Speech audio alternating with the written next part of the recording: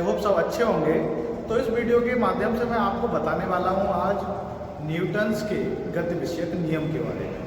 Newton के गति विषयक नियम के बारे में जानने से पहले हम बात बता देते हैं गति एवं समय की। गति और समय क्या होता है? Motion and time. देखो आप सब पता है कि अगर आप कहीं मूव कर रहे हैं, कहीं एक जगह से दूसरी जगह जा रहे हैं तो समय खर्च होता है उसमें। तो समय के साथ अगर दूरी में परिवर्तन, स्थान में परिवर्तन हो जाए तो वो कहलाता है भाई। समझ में आ गई हो? तो एक दूसरे से एक रिलेटेड है ये। अब बात करें न्यूटन्स के गति विषयक नियम की, तो न्यूटन ने गति के संबंध में 3 नियम दिए। न्यूटन्स लॉ ऑफ मोशन, 3 नियम थे। कितने नियम थे भाई? 3 नियम। Newton's first law of motion, यानी न्यूटन का गति विषयक प्रथम नियम। न्यूटन्स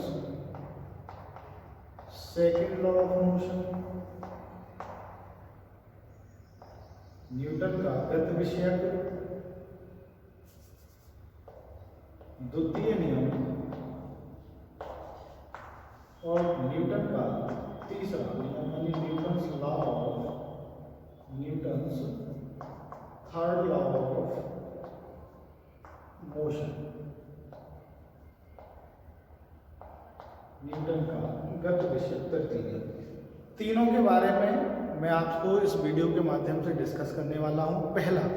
पहला नियम यह था कि अगर कोई वस्तु विराम अवस्था में, रेस्ट में है, तो वो वस्तु विराम अवस्था में रहेगी। देखो जैसे प्रैक्टिकली आपको मैं समझा देता हूँ।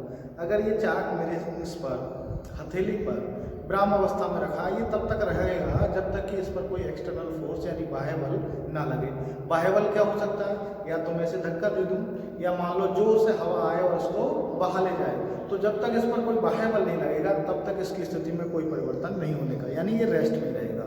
दूसरा, इसी में इन्होंने बताया कि अगर कोई वस्तु गति कर रही है यानी मोशन में है तो वो तब तक बनी रहेगी जब तक कि उस पर कोई बल ना लगे।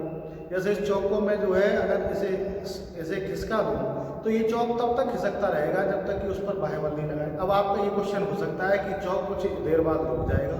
बात सही है आपकी, चौक कुछ देर बाद रुक जाएगा। इसके पीछे भी कारण है।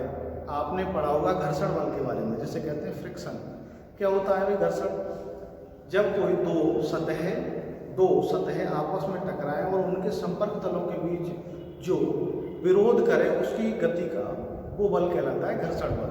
तो जब कोई चीज मूव कर रही है किसी सतह पर तो इस पर इसको रोकने का जो प्रयास करेगा वो कहलाता है घर्षण बल। तभी जो है कोई वस्तु रुक जाती है, वरना तो वो लगातार चलती रहनी चाहिए। तो न्यूटन का प्रथम नियम क्या है? कोई वस्तु अगर विराम अवस्था में है तो वो विराम अवस्था में ही रहेगी जब तक कि उस पर कोई बाह्य बल ना लगाया जाए, और कोई वस्तु अगर गति कर रही है तो वो तब तक गतिमान रहेगी जब तक कि कोई बाह्य बल लगाकर उसकी गति को अवरुद्ध ना किया जाए। समझ में आ गया होगा न्यूटन का गति विषयक प्रथम नियम। ठीक, फर्स्ट लॉ ऑफ मोशन। दूसरा सेकेंड लॉ, उन्होंने बताया कि जैसे कोई वस्तु है तो उसका द्रव्यमान होगा।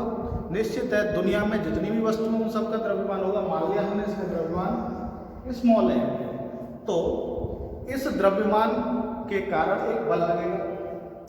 बल जो हमेशा होगा वो द्रव्यमान के समानुपाती होगा, यानी जो जितनी बड़ी वस्तु है उस पर उतना ही बल लगेगा। कोई बड़ी वस्तु है तो ज़्यादा बल लगाना पड़ेगा, कोई छोटी वस्तु है तो कम बल लगाना पड़ेगा। मान लो तो डायरेक्टली प्रोपोर्शनल होगा जो लगने वाला बल है वो उस वस्तु के द्रव्यमान के।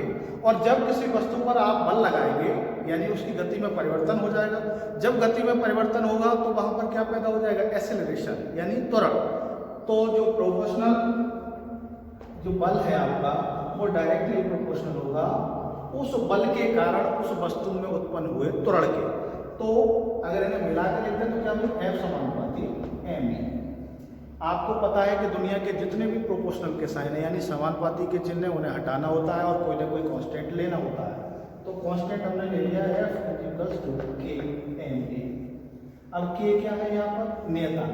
k का मान कितना होता है सब बता देते हैं, 1 होता है।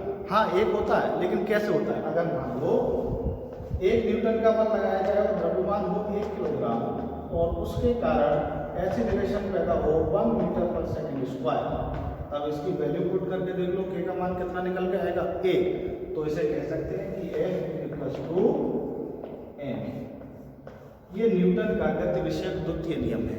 F बराबर m में बहुत पढ़ा होगा आपने।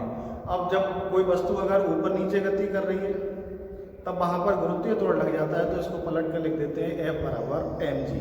तो ये न्यूटन का गति विषयक द्वितीय नियम है। तीसरे नियम की बात करें, तीसरा नियम आप दैनिक जीवन में बहुत प्रयोग करते हो।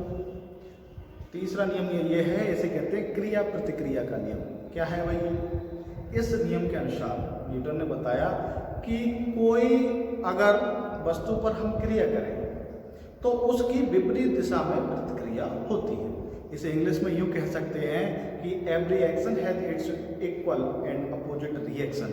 प्रत्येक क्रिया की समान किंतु विपरीत दिशा में प्रतिक्रिया होती है। मतलब जिस परिमाण के साथ आप क्रिया करेंगे उसी परिमाण के साथ आपको प्रतिक्रिया स्वरूप बल लगेगा। और उसकी दिशा कैसे होगी? आप इधर अगर कोई चीज़ फेंक रहे हैं तो वो जो जैसे मान लो एग्जाम्पल करते हैं कि अगर आपके पास बॉल है, गेंद है, उसे आप दीवार में मारें, दीवार में मारने के बाद आपको गेंद पुनः उसी आपकी डायरेक्शन में, यानी आपने मारी इधर और आ रही है दूसरी डायरेक्शन में, लेकिन जितनी तेजी से आप मारेंगे उसी तेजी से आएगी। आप हल्के मारेंगे तो हल्के निकल के आएगी दीवार से। तो ये है क्रिया प्रतिक्रिया का नियम। तो न्यूटन के कितने नियम हैं गति विषयक? 3 नियम हैं। पहला नियम, दूसरा नियम और तीसरा नियम, तीनों मैंने अभी डिस्कस करे हैं। शायद आपको समझ में आ गए होंगे। अगर इससे रिलेटेड कोई भी क्वेरी है तो उसे आप कमेंट बॉक्स में कमेंट कर सकते हैं।